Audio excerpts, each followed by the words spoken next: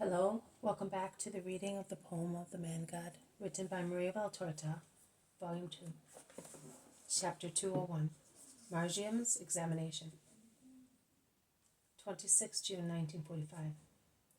It must be Wednesday morning, because the group of apostles and women, preceded by Jesus and Mary, with the boy between them, is approaching the gate of the fish. Joseph of Arimathea, who went to meet them as he had promised, is also there. Jesus looks for Alexander the soldier, but does not see him. He's not here today either. I wonder why.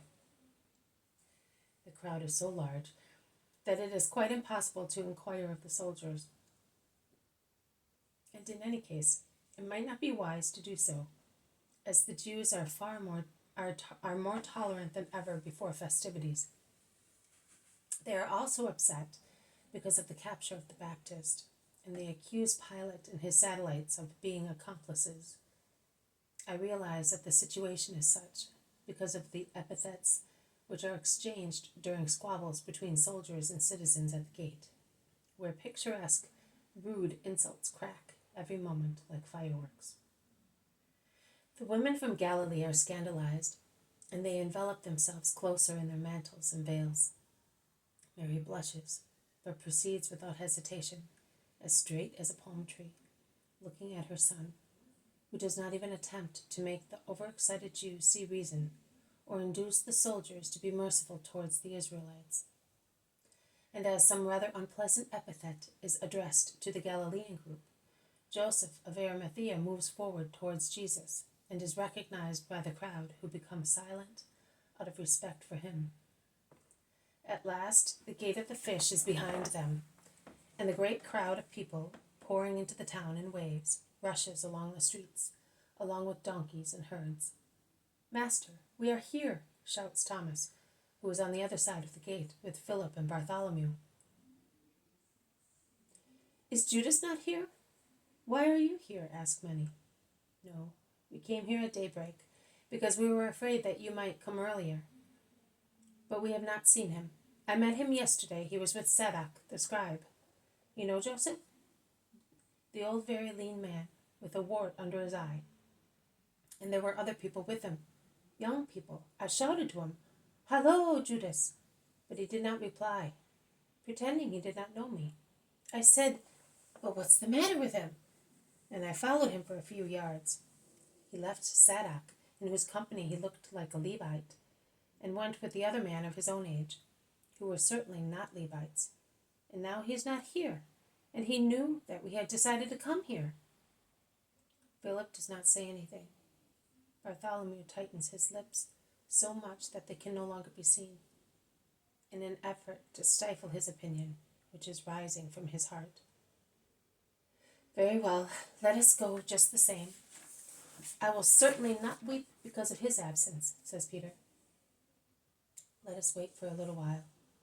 He may have been held up," says Jesus gravely. They lean against the wall, on its shady side. The women in one group, the men in another. They are all wearing their best clothes. Peter especially is really magnificent. He is showing off brand new snow-white headgear, adorned with a galon embroidered in red and gold. He is wearing his best tunic, a very dark garnet red, adorned with a new belt, identical in style with the decoration of his headgear. A knife like a dagger, with an engraved hilt and an open-work brass sheath, through which the blade shines, hangs from his belt. The others are also armed, more or less in the same fashion. Only Jesus is without a weapon. He is wearing a pure white linen tunic and a fleur-de-lis blue mantle, which Mary has certainly woven for him during the winter months. Margiam's dress is pale red, with a festoon in a darker hue round the neck, cuffs, and hem. A similar galloon is embroidered round the waist and the hem of the mantle, which the boy is carrying on his arm and caresses happily. Now and again he raises his head, and his little face looks half smiling and half worried. Also, Peter has a little parcel in his hand, and he holds it very carefully. Some time goes by, but there is no sign of Judas. He did not deign, grumbles Peter, and perhaps he would say something else, but John, the apostle, says, "Perhaps he is waiting for us at the Golden Gate." They go to the temple, but Judas is not there. Joseph of Arimathea loses patience. He says, "Let us go." Marcion turns rather pale and kisses Mary, saying, Pray for me." "Yes, my dear, do not be afraid. You are so clever." Marcion then clings to Peter. He presses Peter's hand nervously, and as he still does not feel safe, he would like to take Jesus' hand. "I'm not coming, Marcion. I'm going to pray for you. I will see you later." "You are not coming? Why, Master?" asks Peter, who is greatly surprised. "Because it is better thus. Jesus is very serious. I would say that he looks sad, and he concludes, Joseph, who is a just man, can but approve of my decision." In fact, Joseph does not utter one word, and his silence, with an eloquent sigh, confirms his agreement. "Well then, let us go." Peter is somewhat distressed. Marcion then clings to John, and they set out, preceded by Joseph, to whom people bow deeply, showing their respect.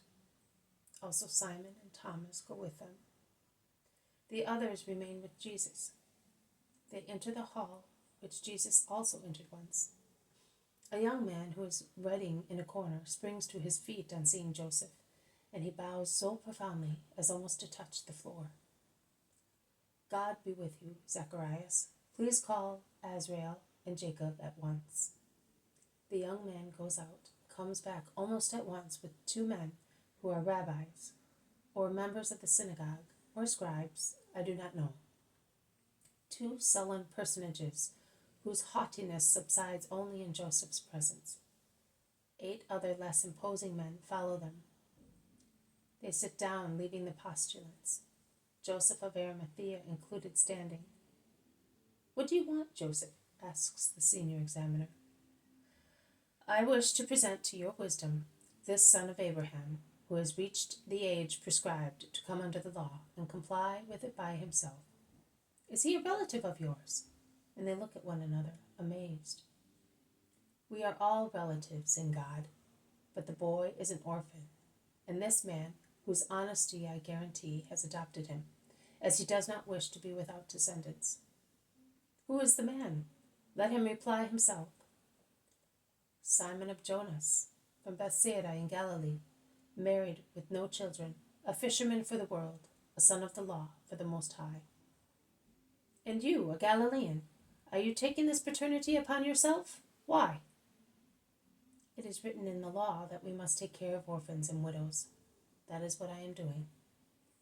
"Can he possibly know the law as well as to deserve to... But, boy, tell me, who are you?" "Jabez, Marcion of John, from the country near Emmaus. I was born 12 years ago."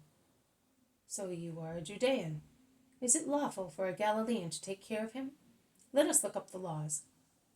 "But what am I? A leper? Or am I cursed?" Peter begins to boil with anger. "Be quiet, Simon. I will speak for him. I told you that I am standing surety for this man. I know him as if he were of my own household. Joseph the elder would never propose anything against the law or the laws. Please examine this child with justice and dispatch. The yard is full of children waiting to be examined. Please make haste, for everybody's sake." "But who can prove that the child is 12 years old and was redeemed from the temple?" "You can prove it, looking up the documents. It is a piece of boring research, but can be done. Boy, did you tell me that you were the firstborn?" "Yes, sir. You will be able to see that because I was consecrated to the Lord and redeemed with the prescribed offerings." "Let us look for these details then," says Joseph. "It is not necessary," replied coldly the two captious examiners. "Come here, child." Say the Decalogue. And the boy replies without any hesitation. Give me that roll, Jacob. Read if you can. Where, Rabbi? Wherever you wish. What comes first under your eyes, says Azrael. No, here. Give it to me, says Jacob. He then unfolds the roll and says, Here. He then said to them secretly, Bless the Lord of heaven. Utter his praise before all the living, because he has been merciful with you.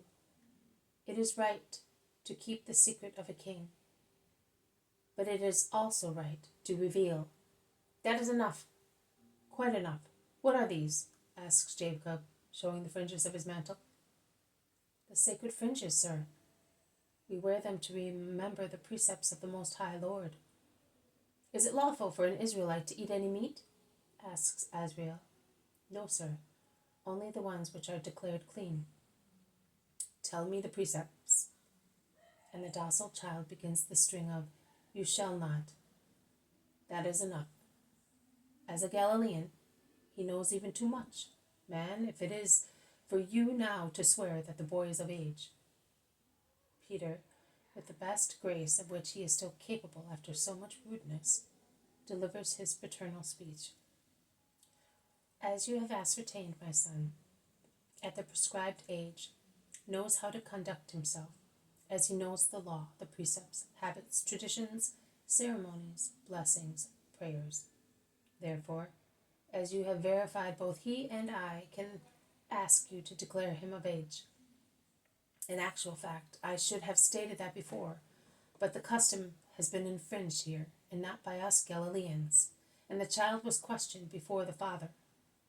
But I say this to you, since you have judged him competent, from this moment I am no longer responsible for his actions, neither in the eyes of God nor of men. Pass into the synagogue. The little procession passes into the synagogue, followed by the sullen looks of the rabbis, whom Peter has put in their place. While Margium is standing in front of the lecterns and lamps, they cut his hair, shortening it so that it covers his ears, whereas before it reached down to his shoulders. Peter then opens his little parcel and takes out of it a beautiful red woolen belt embroidered in gold yellow, and ties it round the boy's waist. And while the priests are tying little leather strips on his forehead and arm, Peter is busy fixing the sacred fringes onto the mantle which Margium has handed over to him. And Peter is deeply moved when he intones the hymn, praising the Lord. The ceremony is over. They slip out quickly, and Peter says, Thank goodness! I could not stand it any longer. What do you think, Joseph? They did not even fulfill the rite. It does not matter. You, my son, have who will consecrate you. Let us go and get the lamb for the sacrifice of praise to the Lord. A little lamb, as dear as you are. And I thank you, Joseph. Say thanks to this great friend. If you had not been there, they would have thoroughly abused us. Excuse me. Simon, I am glad I have been useful to a just man like you, and I beg you to come to my house in Bezetha for dinner. Of course, you will bring all the others. Let us go and tell the master. For me, it is too great an honor, says Peter humbly, but he is beaming with joy. They go through the yards and the halls once again to the yard of the women, where Margium's friends congratulate him. The men then go into the hall of the Israelites, where Jesus is present with his disciples. They all join together in a dignified, happy union, and while Peter goes to sacrifice the lamb, they all proceed through porches and yards to the first enclosure. How happy is Peter with his boy, who is now a perfect Israelite. He is so happy that he does not notice the wrinkle that furrows Jesus' forehead. So happy that he does not notice the rather oppressive silence of his companions. It is only in the hall of Joseph's house, when the boy, who is asked the ritual question as to what he wants to do in the future, replies, I will be a fisherman, like my father. That Peter, weeping, remembers, and understands. But Judas has spoiled our feast with a drop of poison. And you are upset, Master, and that is why the others are sad. Forgive me if I did not notice it before. Ah, Judas. I think that everybody's heart is sighing like Peter's. But Jesus, to remove the poison, strives to smile and says, "Do not worry, Simon. We miss only your wife. I was thinking also of her. She is so good and has always sacrificed. But she will soon have her joy. Unexpected, but so welcome. Let us think of the good that is in the world. Come." So Margium answered all the questions correctly. I knew he would. Joseph comes back into the hall after giving instructions to his servants. "I thank you all," he says, "for making me feel young again with this ceremony and for the honor of having in my house the Master, his mother, his relatives, and you all, my dear fellow disciples. Come into the garden. It is cool, and the flowers." And it all ends. This has been a reading from the poem of the Man God, written by Maria Valtorta, Volume 2, Chapter 201, Margium's Examination. Thank you for listening. I will see you tomorrow. May God bless you, and may peace be with you.